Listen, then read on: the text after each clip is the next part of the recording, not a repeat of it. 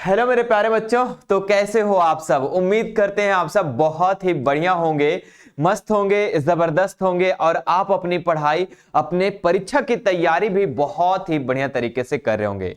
तो आज हम प्यारे बच्चों क्लास 10th के साइंस का most very very important 40 objective सवालों को इस वीडियो में करवाने वाले हैं। जी हां, जो आपके होने वाली परीक्षा के लिए काफी ज्यादा महत्वपूर्ण होगा। और ये जो हमारे आप पीछे देख रहे हैं मेरे प्यारे बच्चों, ये आपके जैक बोर्ड का, झारखंड एकेडमिक काउंसिल का ओरिजिनल क्वेश्चन पेपर है। जी हां, ये आपके पीवाईक्यू क्वेश्चन है और जो पूछा गया सवाल है मेरे प्यारे बच्चों। और इसमें हम टोटल आपको 40 क्वेश्चन को करवाएंगे जो मोस्ट रिपीटेड सवाल हैं। तो आइए शुरू करते हैं और सभी सवालों को इसमें हम लोग देखते हैं। चलिए देखते हैं मेरे प्यारे बच्चों, ये जैक बोर्ड का जो सबसे पहला क्वेश्चन था वो क्या पूछा गया है ना। देखिए बहुत ही आसान सा सवाल है मेरे प्यारे बच्चों। सवालों को आपको ध्यान से देखना है। सवालों को, जितने भी सवाल हैं यहां पर, उसके अलावा भी मैं आपको बहुत सारी चीजों को बताऊंगा, तो उसको भी आपको केयरफुली सुनना है। प्यारे बच्चों पहला सवाल का उत्तर आपको बताओ कि उत्तल दर्पण द्वारा बना प्रतिबिंब सदैव होता है। ऑप्शन दिए गए हैं उल्टा, वास्तविक, आवर्धित या फिर सीधा, है ना। The image form by the convex mirror is always, है ना। कन्वेक्स मिरर जो है मेरे प्यारे बच्चों, ये किस प्रकार का प्रतिबिंब बनाता है ना। उल्टा बनाता है, वास्तविक, आवर्धित या सीधा।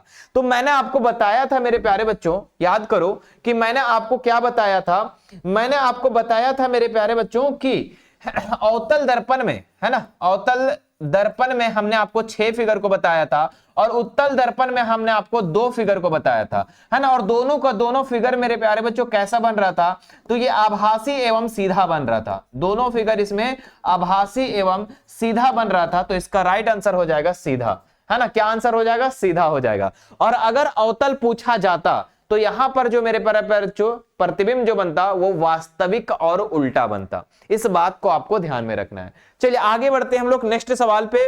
अगला सवाल हमारा क्या कहता है कि गोलीय दर्पण का फोकसांतर उसकी वक्रता त्रिज्या का, है ना, विकृता त्रिज्या का कितना गुना होता है। ऑप्शन दिए गए हैं 2 गुना, आधा, 4 गुना या फिर इनमें से कोई नहीं, है ना। How many times is the focal length of a spherical mirror of is radius of, है ना, कर्वेचर। तो बच्चों यहां पर आपको बताना है कि जो फोकस होता है वो वक्रता त्रिज्या का कितना गुना होता है। तो यहां पर अगर मैं बात करूं मेरे प्यारे बच्चों, तो ये वक्रता त्रिज्या का जो है ना आधा होता है। क्या होता है? आधा होता है। क्योंकि आपको पता है कि फोकस का फॉर्मूला होता है r/2। जो फोकस होता है वो वक्रता त्रिज्या का जस्ट आधा होता है। क्या होता है? आधा होता है। जैसे मैं बात करूं बच्चों कि ये आपका अवतल दर्पण है और यहां से यहां मान लो मैं एक मुख्य अक्ष को खींच देता हूं, है ना। यहां ध्रुव होता है, यहां पर बीच में फोकस होता है, यहां पर आपका सी होता है। तो फोकस जो होता है ना, ये सी जितना है बच्चों, जो आर है, सी से लेकर यहां पर ध्रुव तक जो होता है उसको आर कहते हैं। जो वक्रता त्रिज्या होता है उसका जस्ट आधा होता है फोकस। तो इसका राइट आंसर क्या हो जाएगा? आधा हो जाएगा। अब इसी क्वेश्चन को आपके एग्जाम में पलट देता है, कह देगा कि जो वक्रता त्रिज्या है मेरे प्यारे बच्चों वो फोकस का कितना गुना है ना। अगर वक्रता त्रिज्या जो है ये फोकस का कितना गुना है तो आप कहना 2 गुना है। कितना कहोगे? 2 गुना है। क्यों? क्योंकि देखिए वक्रता त्रिज्या जो होता है फोकस 2 गुना होता है ना, 2 गुना होता है। इस फॉर्मूला को भी अगर आप याद करेंगे तो उससे भी आंसर आपका तैयार हो जाएगा। क्लियर है ना? कितना आसान है बच्चों। अगले सवाल की तरफ रवाना होते हैं। हमारा अगला सवाल कहता है कि फोकस दर्पण, है ना, अवतल दर्पण की फोकस दूरी होती है। अवतल दर्पण का जो फोकस दूरी होता है मेरे प्यारे बच्चों, ये हमेशा का हमेशा जो होता है ये ऋणात्मक होता है। कैसा होता है? तो ऋणात्मक होता है। तो इसका जो राइट आंसर हो जाएगा ऑप्शन नंबर 3। और उत्तल दर्पण का अगर पूछा जाए तो आपका क्या होता है ना, उत्तल दर्पण का पूछा जाए तो वो क्या होता है, उसका भी मतलब बच्चों, मेरे प्यारे बच्चों, उसका फोकस जो होता है वो आपका धनात्मक होता है। क्लियर? याद रखेंगे। अवतल दर्पण का फोकस दूरी क्या होती है? ऋणात्मक होती है। इसलिए हम लोग जब भी न्यूमेरिकल क्वेश्चन बनाते हैं तो f को हम लोग किस में लिखते हैं? माइनस में लिखते हैं बच्चों। अगर माइनस है तो -15 है तो -15, इस तरीके से हम लोग लिखते हैं। पता है ना? चलो आगे बढ़ते प्यारे बच्चों नेक्स्ट सवाल पे हम लोग कि हजामती दर्पण के रूप में किस दर्पण का उपयोग होता है ना। जो हजामत बनाते हो आप, जो आप सलून में जाते हो, वहां पे कौन सा दर्पण लगा होता है? अवतल दर्पण, उत्तल दर्पण, समतल दर्पण, इनमें से कोई नहीं, है ना। Which mirror is used as a shaving mirror, है ना, जो आप सेविंग मिरर, जो सलून में जाते हो वहां कौन सा दर्पण होता है बच्चों, तो वहां पे जो दर्पण होता है वो अवतल दर्पण होता है। ऑप्शन नंबर 1 इसका बिल्कुल राइट आंसर हो जाएगा। चलिए नेक्स्ट सवाल की तरफ हम लोग आगे बढ़ते हैं कि गोलीय लेंस का मुख्यतः कितने प्रकार होते हैं, बताओ। इससे भी लॉलीपॉप सवाल, बताओ, जैक बोर्ड में पूछा गया सवाल है भाई, है ना। जैक बोर्ड में जब टर्म व टर्म 2 एग्जाम था तब वहां पर आपका यह सवाल पूछा गया था कि गोलीय लेंस, है ना, क्योंकि ये जो पेपर मैं दिखा रहा हूं बच्चों, ये ओरिजिनल पेपर है जैक बोर्ड का, ठीक है, ऐसा ना कि इधर उधर है। गोलीय लेंस के मुख्यतः 2 प्रकार होते हैं। कौन कौन सा प्रकार होता है, तो एक होता है बच्चों उत्तल और एक होता है अवतल, है ना। एक उत्तल लेंस और दूसरा जो होता है बच्चों अवतल लेंस होता है, याद रखेंगे इस बात को। चलो आगे बढ़ते हैं नेक्स्ट सवाल पे हम लोग, है ना, कि उत्तल लेंस द्वारा वास्तविक आवर्धित प्रतिबिंब बनता है जब वस्तु की स्थिति कहां होती है, वस्तु कहां पर रखा जाता है जब आवर्धित प्रतिबिंब बनता है। आवर्धित कहने का मतलब है बच्चों बड़ा प्रतिबिंब कब बनता है ना। तो सबसे पहले आप लोगों को हम उत्तल लेंस में, है ना, किसका बात किया जा रहा है बच्चों, उत्तल लेंस में कितने फिगर को बताए थे, 6 फिगर को बताए थे, है ना। उत्तल लेंस कैसा होता है, तो ऐसा होता है। यहां पर मुख्य अक्ष होता है बच्चों, है ना, यहां पर आपका क्या होता है 2f1 होता है, यहां पर आपका क्या होता है बच्चों, है ना 2f2 होता है, यहां पर सॉरी यहां पर क्या होता है c, जिसको हम c भी बोल सकते हैं ना, c होता है, यहां पर f होता है ना।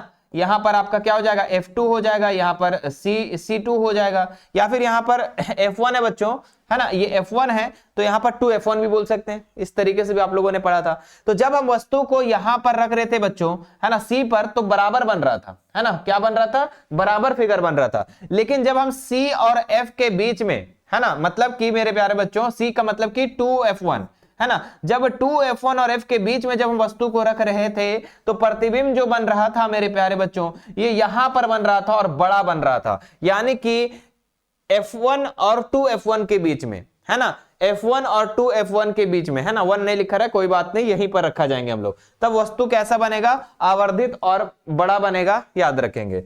चलिए आगे बढ़ते हैं नेक्स्ट सवाल पे। अगला सवाल कहता है कि जब प्रकाश की किरण हवा से कांच में जाती है तो वह मुड़ जाती है, किधर मुड़ती है, अभिलंब के समांतर, अभिलंब से दूर, या फिर अभिलंब की ओर, इनमें से कोई नहीं। कितना आसान सा सवाल पूछा गया है ना। जब मेरे प्यारे बच्चों आप लोगों को मैंने क्लास दिया था, है ना, आप लोगों को मैंने आरंभ बैच में पढ़ाया, क्रैश कोर्स में मैं इस चीज को बता दिया है अभी तक। अगर मेरे प्यारे बच्चों अभी तक आप लोग क्रैश कोर्स में नहीं ज्वाइन किए हैं तो अभी भी आप लोगों के पास लास्ट मौका है ना, क्योंकि यही है मेरे प्यारे बच्चों रिवीजन करने का असली समय, है ना। इस समय अगर आप खो दोगे तो जिंदगी भर बस यही सोचोगे कि काश 2 महीना अच्छे से पढ़ लेते, है ना, सर जो बातें कह रहे थे उन बातों को हम ध्यान से सुन लेते, है ना, तो आज हमारा ये हाल नहीं होता। तो प्यारे बच्चों भविष्य को संवारने के लिए अभी ही क्या करना है आपको, अभी ही आपको एक्शन लेना है, अभी ही समझ लो एक तरीके से रिस्क लेना है। रिस्क तो है ही नहीं भाई, ठीक है, क्योंकि आपको पता है मेरे प्यारे बच्चों क्रैश कोर्स में लगातार जो है 1 डेज में 3 क्लासेस चल रही है ना, 3 क्लासेस, है ना। और इस क्रैश कोर्स में आप लोगों को वो सारे इंपॉर्टेंट क्वेश्चन को बताए जा रहे हैं जो एग्जाम में पूछा जाएगा, ठीक है। तो आप लोग क्लासेस को कंटिन्यू कीजिए बच्चों, है ना, ज्यादा से ज्यादा आपको अच्छा होगा, है ना। तो क्या कह रहा है, जब प्रकाश की किरण हवा से कांच में जाती है, देखो बच्चों मान लो ये कांच है ना, नीचे क्या है, कांच है, ऊपर हवा है, तो हवा जो है बच्चों विरल माध्यम है, क्या है, विरल, क्योंकि यहां पर पतला माध्यम है बच्चों, और नीचे जो है सघन माध्यम है, क्यों, क्योंकि नीचे कांच है ना, मतलब मोटा माध्यम है। तो जब प्रकाश जो है ऐसे आती है ना, आती है, तो ये सीधा जाने की बजाय मेरे प्यारे बच्चों, ये सीधा जाने की बजाय क्या होती है, और बीच में होता है डॉटेड करके अभिलंब, उसको भी मैं बना देता हूं, ठीक है, डॉटेड में होता है अभिलंब ऐसे ऐसे, ठीक है। तो जब विरल माध्यम से सघन माध्यम में प्रकाश की किरण आती है मेरे प्यारे बच्चों, तो ये क्या होती है, तो ये अभिलंब की ओर मुड़ जाती है, मतलब ऐसे मुड़ जाती है। विरल से सघन माध्यम आएगा तो अभिलंब से की ओर मुड़ जाएगी, तो इसका आंसर हो जाएगा 3 नंबर। लेकिन याद रखना, जब मेरे प्यारे बच्चों जब सघन माध्यम से अगर विरल माध्यम में आएगा, है ना, जब प्रकाश सघन माध्यम में से विरल माध्यम में आएगा तो अभिलंब की ओर नहीं झुकेगा, अभिलंब से दूर भागेगा, अभिलंब से दूर भागेगा। इस बात को आपको ध्यान में रखना है, क्योंकि एग्जाम में प्रश्न ऐसा बनता है बच्चों। नेक्स्ट सवाल देखिए, लेंस की क्षमता का एसआई मात्रक क्या है ना, लेंस की क्षमता का एसआई मात्रक, कितना आसान सा सवाल पूछा गया है ना। जूल होता है, वाट होता है, अग्र होता है या डायोप्टर, है ना। The SI unit of power of lenses, तो इसका आंसर हो जाएगा बच्चों डायोप्टर। क्या हो जाएगा? डायोप्टर, है ना। लेंस का जो क्षमता का एसआई मात्रक होता है डायोप्टर, और लेंस का बच्चों हम लोग पी से डिनोट करते हैं, और इसका फॉर्मूला होता है 1/f, याद रखेगा, है ना, कि क्या फॉर्मूला होता है 1/f। जो भी चीजों को मैं एक्स्ट्रा बता रहा हूं बच्चों, उसको आपको हमेशा का हमेशा याद रखना है, क्योंकि डायरेक्ट एग्जाम में आता है बच्चों। नेक्स्ट सवाल देखते हैं। अगला सवाल पूछा गया, हमारे नेत्र में लेंस होता है, हमारे नेत्र में बच्चों लेंस जो होता है वो किस भांति काम करता है? अवतल के भांति, उत्तल के, या समतल के, या द्विफोकसी, है ना, कनकेव, कन्वेक्स, प्लेन, या फिर बाइफोकल। तो हमारे नेत्र में जो आंख होती है बच्चों, कई बार मैं बता चुका कि उत्तल लेंस की भांति काम करता है। कैसा? उत्तल लेंस। तो ऑप्शन नंबर दूसरा इसका जो हो जाएगा राइट आंसर हो जाएगा। ठीक है, चलो आगे बढ़ते हैं नेक्स्ट सवाल पे। हमारा अगला सवाल क्या कहता है कि आंख के लेंस की वक्रता त्रिज्या को नियंत्रित करती है, कौन करती है? पश्चमाभि पेशियां, है ना, पुतली, दृष्टिपटल, या परितारिका, पुपिल, रेटिना, सिलियरी मसल्स, या फिर आइरिस। तो मेरे प्यारे बच्चों, जो आंख के लेंस की वक्रता त्रिज्या को जो नियंत्रित करती है, ये कौन करता है? तो ये पश्चमाभि पेशियां करता है ना, सिलियरी मसल्स करता है। कौन करता है बच्चों? तो पश्चमाभि पेशियां, आंख के वक्रता त्रिज्या को। कि इसमें क्या होता है बच्चों कि जब हम सामने की वस्तुओं को देखते हैं तो भी क्लियर दिखाई देता है, और जब हम दूर की वस्तुओं को देखते हैं तो भी हमें क्लियर दिखाई देता है। ऐसा क्यों है? ऐसा इसलिए बच्चों कि कि हम सामने की वस्तु को देखते हैं तो भी फिगर रेटिना पे बन रहा है, दूर जब रखते हैं तो भी फिगर रेटिना पे बन रहा है। जब तक रेटिना पर फिगर बनेगा तो समझ लो साफ दिखाई देगा, और ये किसका कारण होता है? तो पश्चमाभि की पेशियां के कारण, सिलियरी मसल्स के कारण। ठीक है, चलो, तो ये हम लोग अभी तक 10 सवाल कर लिए, है ना। टोटल 40 क्वेश्चन करेंगे, लेकिन आप लोग अभी कमेंट करके जल्दी से बताओ कि इस 10 में से कितना उत्तर अभी कर पाए हो। जल्दी से फटाफट करके आंसर करो। चलिए आगे बढ़े, जल्दी से बताओ फटाक से। चलो, अस्पष्ट दृष्टि की अधिकतम दूरी का मानक मान कितना है? कितना आसान सा सवाल है कि अस्पष्ट दृष्टि को, है ना, स्पष्ट दृष्टि मतलब साफ दिखने के लिए अधिकतम दूरी का मानक कितना है? अनंत है बच्चों, है ना। अधिकतम दूरी पूछेगा तो अनंत होगा, और न्यूनतम अगर पूछेगा मेरे प्यारे बच्चों, न्यूनतम अगर पूछेगा तो आपका हो जाएगा 25 सेंटीमीटर हो जाएगा। इस बात को याद रखिएगा। चलिए आगे बढ़ते हैं नेक्स्ट सवाल पे। हमारा अगला सवाल कहता है कि अवतल लेंस के चश्मे का उपयोग किस दृष्टि दोष को दूर किया जाता है ना। अवतल क्या कह रहे हैं बच्चों कि अवतल लेंस के चश्मे का उपयोग करके किस दृष्टि दोष को दूर किया जाता है? तो अवतल लेंस, है ना। आप लोगों को हमने क्या बताया था पढ़ाने समय कि मास्टर जी को याद कर लेना तुम लोग, है ना। मास्टर जी का अवतल लेंस लगा है, और अवतल लेंस क्या है बच्चों, है ना। अवतल लेंस जो है ये किस दृष्टि दोष का? तो निकट दृष्टि दोष। क्यों? क्योंकि निकट की वस्तुएं साफ दिखाई देती है, लेकिन दूर की वस्तुएं वो साफ नहीं दिखाई देती है, जिसको हम मायोपिया कहते हैं। यानी कि ऑप्शन नंबर 1 इसका राइट उत्तर हो जाएगा, है ना। मायोपिया, है ना, शॉर्ट साइटनेस भी कह सकते हैं या मायोपिया भी कह सकते हैं, कोई दिक्कत वाली बात नहीं है। आगे बढ़ते हैं। तारे के टिमटिमाना प्रकाश की किस घटना को दर्शाता? अभी जस्ट मैंने आप लोगों को 2-3 दिन पहले रिसेंटली में बताया कि तारों को टिमटिमाते क्यों हैं। तो ये प्रकाश के अपवर्तन के कारण मेरे प्यारे बच्चों। आप लोगों को पता है कि हमारे वायुमंडल में बहुत सारी परतें हैं और सभी का घनत्व तो अलग अलग है। तो कभी प्रकाश हमारी आंखों तक अच्छे से पहुंच पाता है, कभी धुंधला दिखाई देता है। तो ये इस तरीके से जो जिक जैक होता है, उसी कारण से क्या होता है, तो उसी कारण से तारे टिमटिमाते हुए हमें नजर आते हैं। ठीक है, तो ऐसे भी देखो, ऐसे याद करोगे ना बच्चों हमारे द्वारा पढ़ाया हुआ, तो फिर बोले चुटकियों में याद करो। कैसे? चुटकियों में याद करोगे। ठीक है, तो ये प्रकाश के अपवर्तन के कारण होता है बच्चों। किसके कारण होता है? प्रकाश के अपवर्तन के कारण, याद रखिएगा। चलिए, अच्छा, इसमें क्वेश्चन जो है ना मेरे प्यारे बच्चों, ये आपके पहले से कुछ टिक किए हुए हैं, तो इस पर इग्नोर करना है, क्योंकि कुछ ऐसे टिक किए हुए हैं जो कि गलत गलत भी टिक किया हुआ है। ठीक है, जो मैं बता रहा हूं वो बिल्कुल सही है। किस अभिक्रिया में, है ना, क्या कह रहे हैं बच्चों कि किस अभिक्रिया में भाग लेने वाले पदार्थ कहलाते हैं? किसी अभिक्रिया में, है ना, क्या कह रहे हैं बच्चों, substances that take a part in the reaction is called, are called. तो क्या हो जाएगा? उसको अभिकारक कहते हैं। जैसे मेरे प्यारे बच्चों, है ना, जैसे मैं हाइड्रोजन और ऑक्सीजन को मिला देता हूं तो क्या बन जाता है मेरे प्यारे बच्चों? तो H2O बन जाता है। क्या बन जाता है? H2O बन जाता है। तो ये जो साइड अभिक्रिया में भाग ले रहे हैं बच्चों, उसको हम अभिकारक कहते हैं। इस साइड वाले को क्या कहते हैं? अभिकारक। याद तो होगा भाई, इसमें हम लोग ज्यादा समय क्यों दे फालतू का, है ना। इसको उत्पाद कहते हैं, जो हमारा प्रोडक्ट उत्पादन हो जाता है। चलो आगे बढ़ते हैं बच्चों नेक्स्ट सवाल पे। कहता है कि समीकरण CO3 को जब हम कैल्शियम कार्बोनेट को जब हम उष्मा देते हैं, गर्म करते हैं, तो कैल्शियम ऑक्साइड और कार्बन डाइऑक्साइड किस प्रकार की अभिक्रिया है। तो बच्चों यहां पर देखो कि एकल अभिकारक है। कितना बच्चों? एकल अभिकारक है और दो या दो से अधिक उत्पाद है, तो हम इसको क्या कहेंगे? इसको हम कहेंगे बच्चों वियोजन अभिक्रिया। क्या कहेंगे इसको? वियोजन अभिक्रिया। अब देखो यहां पर टिक किस में किया हुआ है, लेकिन गलती है ना, ये वियोजन अभिक्रिया है। संयोजन अभिक्रिया जैसे इसका विपरीत होता है कि इसमें दो अभिकारक, मतलब कि तीर के इधर दो ठो होता है और इधर एक ठो होता है, उसको संयोजन कहते हैं। लेकिन तीर के इधर बाबू एक ठो होता है और उधर दो ठो होता है, दो या दो से ज्यादा होता है, तो उसको हम वियोजन कहते हैं, याद रखिएगा। चलिए आगे बढ़ते हैं। श्वसन किस प्रकार की अभिक्रिया है, किस तरीके से रासायनिक अभिक्रिया है, तो ये हमने कई बार बता चुका हूं कि ये मेरे प्यारे बच्चों उष्माक्षेपी अभिक्रिया है ना। क्यों? क्योंकि श्वसन लेने से के बाद मेरे प्यारे बच्चों क्या होता है कि हमारा ग्लूकोज का विखंडन होता है और ऊर्जा का निर्माण होता है। तो जहां पे ऊर्जा का निर्माण होगा, उष्मा का निर्माण होगा, उसको हम उष्माक्षेपी कहेंगे। चलिए आगे बढ़ते हैं। निम्न में से कौन सी अभिक्रिया नहीं होगी? देखो बच्चों, इस सवाल को आप गड़बड़ कर सकते हो, लेकिन आप हमारा दिए गए ट्रिक को याद रखोगे तो कभी जिंदगी में आप इसको गलती नहीं करोगे। क्यों? क्योंकि आप सही प्लेटफॉर्म पे पढ़ रहे हो। कहते हैं ना कि विकल्प बहुत मिलेगा मार्ग भटकाने के लिए, लेकिन संकल्प एक ही रखना मंजिल तक जाने के लिए, मंजिल तक जाने के लिए। तो प्यारे बच्चों, इस सवाल को देखो ध्यान से, कौन सी अभिक्रिया नहीं होगी। अब बोले सर हमें तो पता नहीं है सर। तो बच्चों आप लोगों को पता है कि यहां पर जो है ना अधिक अभिक्रियाशील जो है कम अभिक्रियाशील को क्या करता है, उसको जलीय विलयन से विस्थापित कर देता है, उसको हम विस्थापन अभिक्रिया कहते हैं। और विस्थापन अभिक्रिया को हम लोग तभी पढ़ सकते हैं जब हम क्या कर सकते हैं, सक्रियता श्रेणी को याद रखेंगे। सक्रियता श्रेणी क्या होता है? जो जब सबसे ज्यादा अभिक्रियाशील है उसको ऊपरे रखते हैं और जो सबसे कम अभिक्रियाशील है बच्चों उसको हम लोग नीचे रखते हैं। ठीक है, तो उसको हम लोग याद करने के लिए बड़ा अच्छा एक ट्रिक था, है ना। कैसा था ट्रिक बच्चों? ध्यान दीजिएगा। ट्रिक क्या था कि काशीनाथ का आलू, है ना, क्या है? काशीनाथ का माली, है ना, आलू जरा फीका पकाता है। बोले सर ये क्या क्या बता रहे सर? आलू जरा फीका पकाता है। हम याद किए तो आप लोग को नहीं याद करा दे का जी, है ना। फीका पकाता है।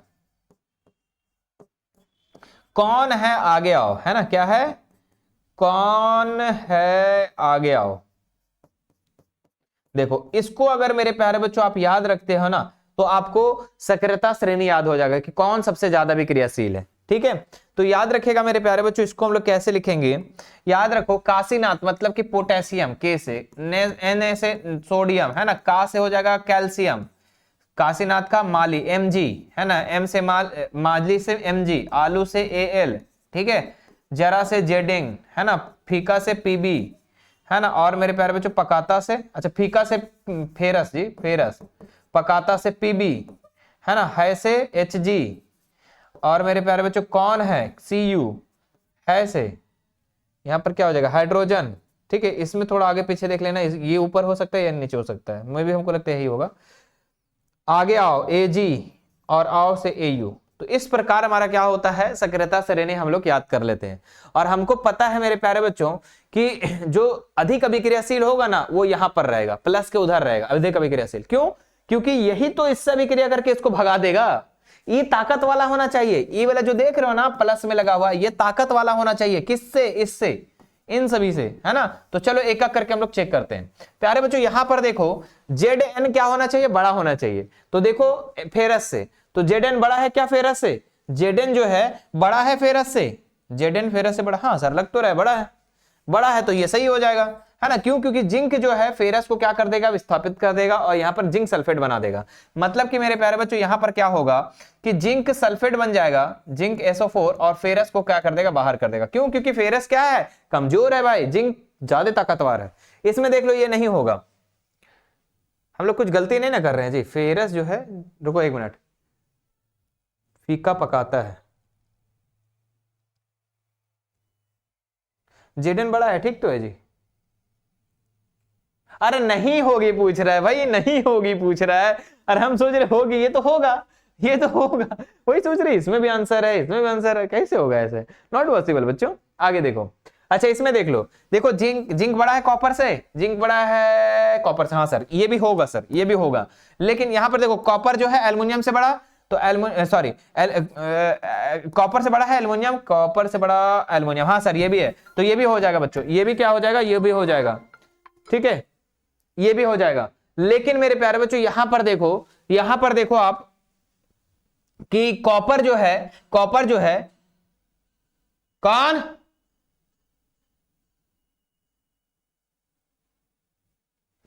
रुको तो,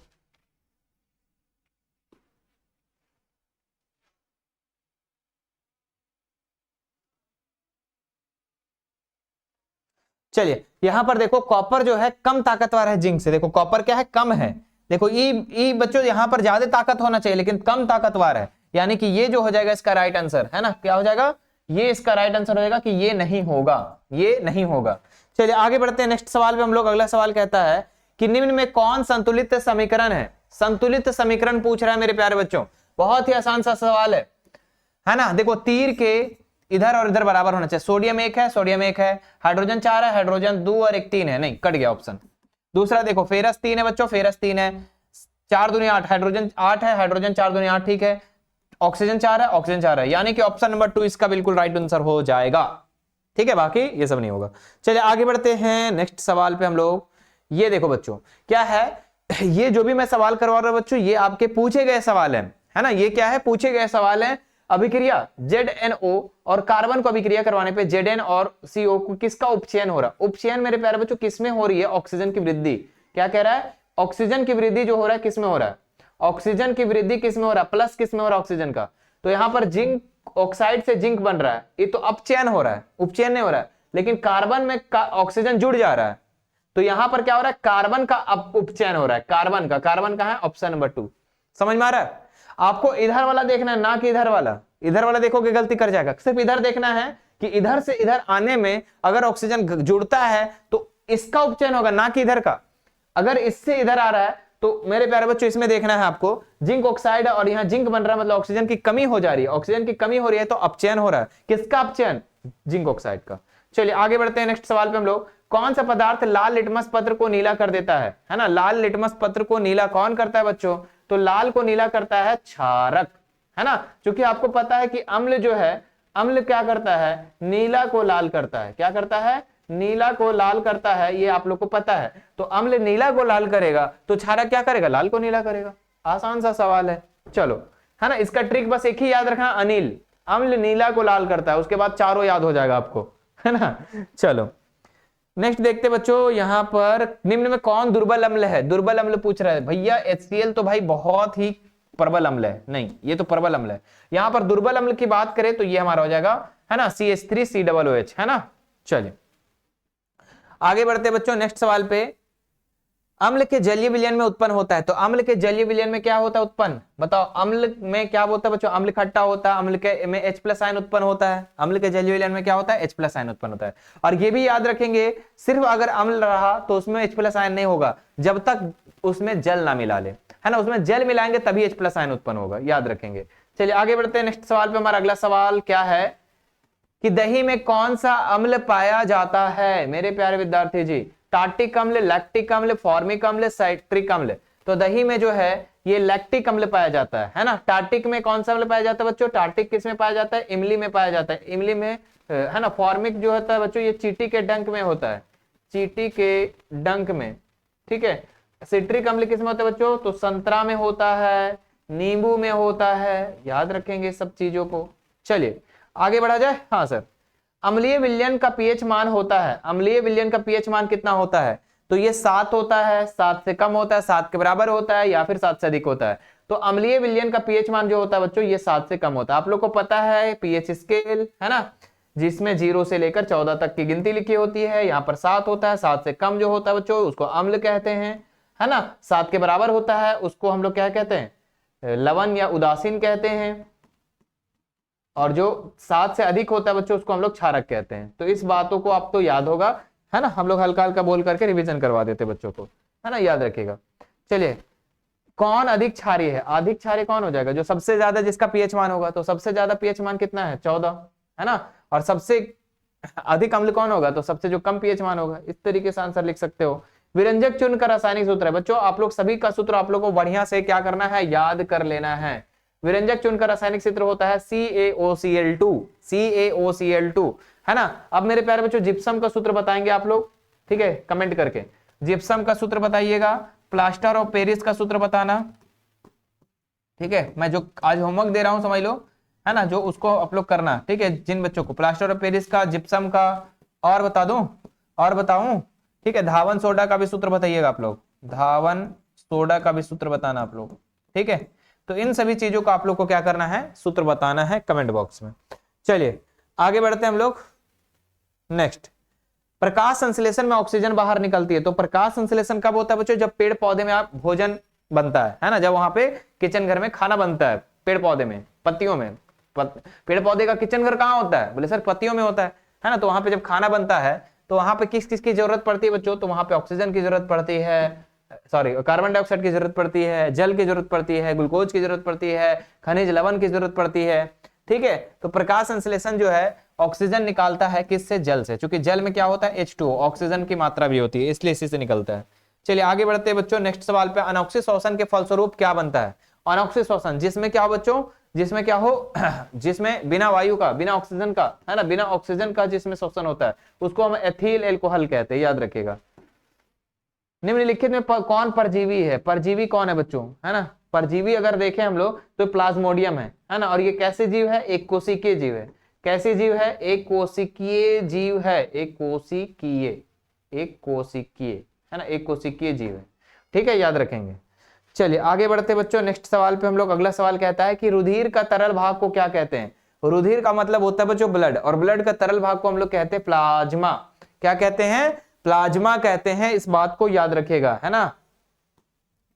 मछली के हृदय में कोष्ठों की संख्या कितनी होती है, तो मछली में, है ना, the number of chamber in the heart of fish is, है ना, फिश में कितना चैम्बर्स होते हैं, तो इसके 2 होते हैं बच्चों, याद रखिएगा 2 होते हैं। और मानव का अगर पूछा जाए एग्जाम में तो मानव के 4 होते हैं। कौन कौन सा होता है बच्चों, है ना, अगर मानव का पूछा जाए तो मानव का जो होता है ना, मनुष्य का अगर पूछा जाए मनुष्य का, तो ये 4 होता है। कौन कौन सा होता है बच्चों, याद रखिएगा, है ना, बायां निलय, है ना, बायां निलय, है ना, इधर दायां निलय, इधर बायां अलिंद, इधर दायां अलिंद।